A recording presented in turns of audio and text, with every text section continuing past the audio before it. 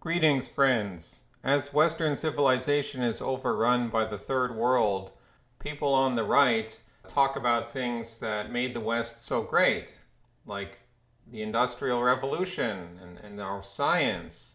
And they talk about, we have higher IQs, of course, not as high as in East Asia and certain other groups of people, but they point out these things, and I'm thinking to myself, well, okay, I mean, you can't harp on the IQ question forever. You can't harp on the Industrial Revolution forever, especially the Industrial Revolution, because it produced a lot of problems. I mean, Marx was responding to the Industrial Revolution, and I mean, I don't agree with a lot of what Marx said, but there was a legitimate reaction to the disruption that the Industrial Revolution caused. It really disrupted our societies. It destroyed our sense of rooting to place.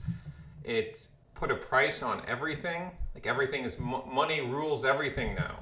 Every patch of land has a price tag on it. Everything we can do, we all view it in terms of money. When we talk about the government helping us, we now view it in terms of getting money from the government. So the Industrial Revolution, yes, I'm not trying to knock it. It produced a lot of things that helped us. People might say that things were even worse before the Industrial Revolution. And it's true, we didn't live quite as long. We lived out, most of us were farmers, or our ancestors would have been farmers, living out on the land. But don't fall into the mistake of thinking that everything is material, because that's what we've done in the modern age. We've fallen into the materialist fallacy or the materialist assumption where we're looking at the world purely in material terms through an evolutionary lens, where everything is just about getting more material, having more physical success to pass on your genes. And in today's world, that means getting more money. Well, more or less, it means getting more money. Mass production, it's produced an incredibly ugly world. I'm going to be doing a book review and synopsis of this book, The Geography of Nowhere, The Rise and Decline of America's Man-Made Landscape. But that'll be in the future. I'm about halfway through the book, and I'm going to talk about how it produced our current malaise. Like our entire built world is dysfunctional. Besides being ugly, it's actually dysfunctional. It's not just the suburbs, it's the inner cities. It's everywhere. Every small town in Ontario and across the United States. Not every small town, but like 95% of the suburbs, of the cities, of any small town, they look basically the same. I mean, there might be little differences here and there. They're all just functional. There's no sacred spaces left. People are in their little cell, and I mean, they used to be plugged into television. Now television's somewhat superseded by the internet. We're all isolated. This is all a product of industrial civilization. Look at China now, the industrial power of the world, manufacturing for the world. So we can't say that, oh, the Industrial Revolution is so great and it produced, it's something we should be proud of. I mean, yeah, it should be tempered a little bit. I don't think that's something we should be celebrating at all. I mean, of course, you can list many of the positive things, but at what price? At what price? It needed to be tempered. I'm not against science. I'm not against advancing our technology. Obviously, these are good things, but somewhere we went way wrong. And I'm not saying the problem started with the Industrial Revolution. It started hundreds of years before that.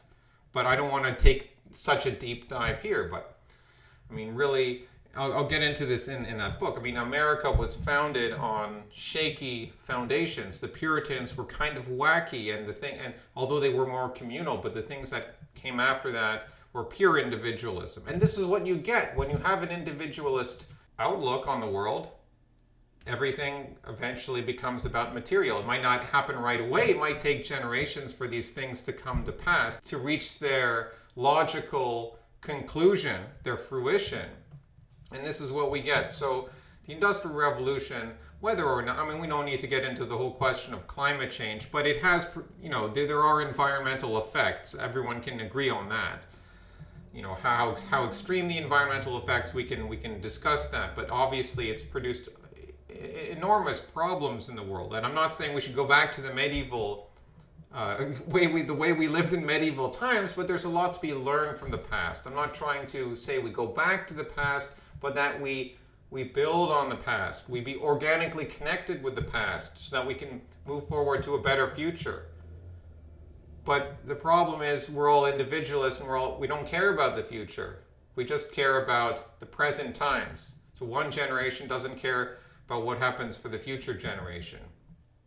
So maybe this video was a little all over the place. I just wanted to give a short video expressing some skepticism on celebrating industrialism and, oh, you know, the West, we're so great because we produced the Industrial Revolution. I don't know. I mean, and that ties in with colonialism and all that other stuff. Again, I'm not saying it's black or white. I mean, there were benefits to colonialism, which is tied in with industrialism, but there were a lot of disadvantages too. It connected the world. It provided a strong step in producing the globalized world which we live in today, which is you know, not such a great thing. It has advantages, but it seems today the disadvantages are heavier of living in such a globalized world. Hasta luego, amigos.